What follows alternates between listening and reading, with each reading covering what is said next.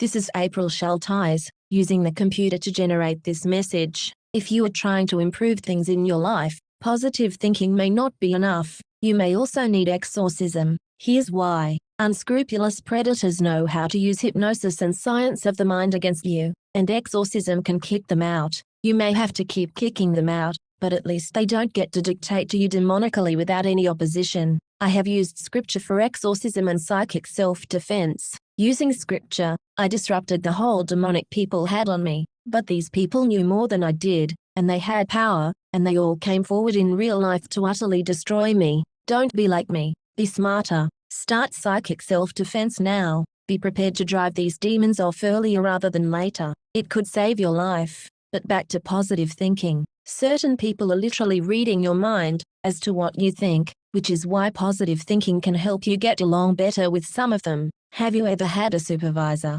Well, I found out those kinds of people usually rely on hypnosis and science of the mind to fake it until they make it, and make you think they are doing you a favor by lying to you and taking advantage of you. Here's a simplified scenario. You have a boss who wears ugly ties, but you read positive thinking books, and you are desperately trying to think something positive about the tie. Well, your boss is probably using science of the mind, social pressure, and outright hypnosis to make everyone think he's the best dresser in the organization. If you keep trying to stay positive, without outright lying to yourself, and tell yourself things like, "That's quite an interesting tie," instead of admitting it's a hideous tie, your boss, who is expecting effusive praise, and can read your thoughts, will not be satisfied with your attempt to think a positive thought, which is too lukewarm or tepid for his taste, and he will likely penalize you for your unexpressed thoughts. Yes, for your unexpressed thoughts. These people are everywhere. They are at work, but they are also at church.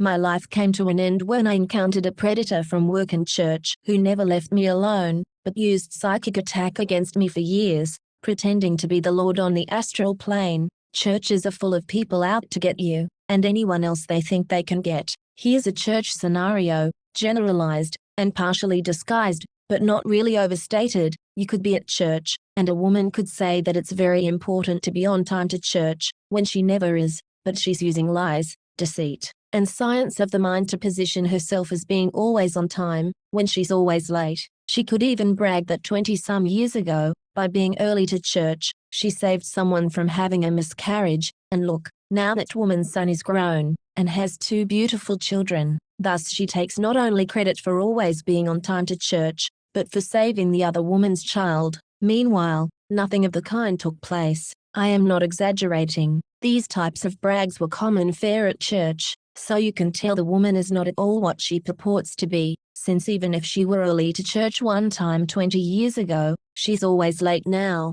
But what you may never find out is the true story is that the pregnant woman was poisoned by someone at church. No one would help her. Her husband was absent or busy, and she had to drive herself home because she was vomiting, while everyone at church stood by, hostile and disapproving. Worse, it may be too late when you finally find out. What's really going on is that everybody knew the woman was being poisoned, and still blamed her, and refused to help. So in fact, the entire group was in on it, and it was attempted murder. That was a scenario blending some real-life kinds of things I've encountered at church and from church. Here's a specific one, not merely representative, but factual. There was a couple at church with 2 girls who played the violin. The woman dressed very meticulously. It was a mixed marriage, which people at church often frowned on. Suddenly the story was she was dying of cancer. No one seemed to care, but they took salacious joy in describing her horrible suffering. Then she was dead. Next thing I knew,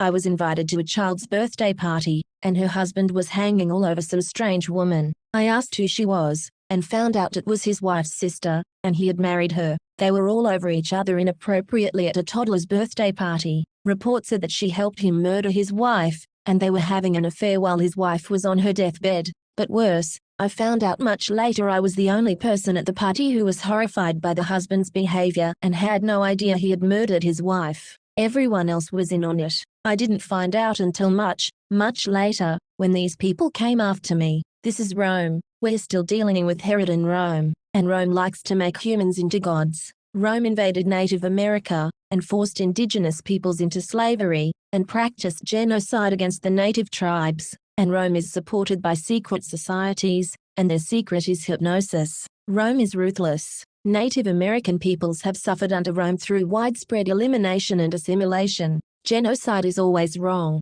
always. I grew up in the Grey Eagle, California area. I was told the indigenous peoples simply moved on when the railroad came to Portola. Now I'm sure the truth is something awful. Be warned, the realm of thought is real. Fight back. Practice psychic self-defense. Do not have sex. Do not eat meat. Read the Bible. Respect all life. The scriptures say, "Oh, let the wickedness of the wicked come to an end, but establish the just, for the righteous God treateth the hearts and reins. My defense is of God, which saveth the upright in heart.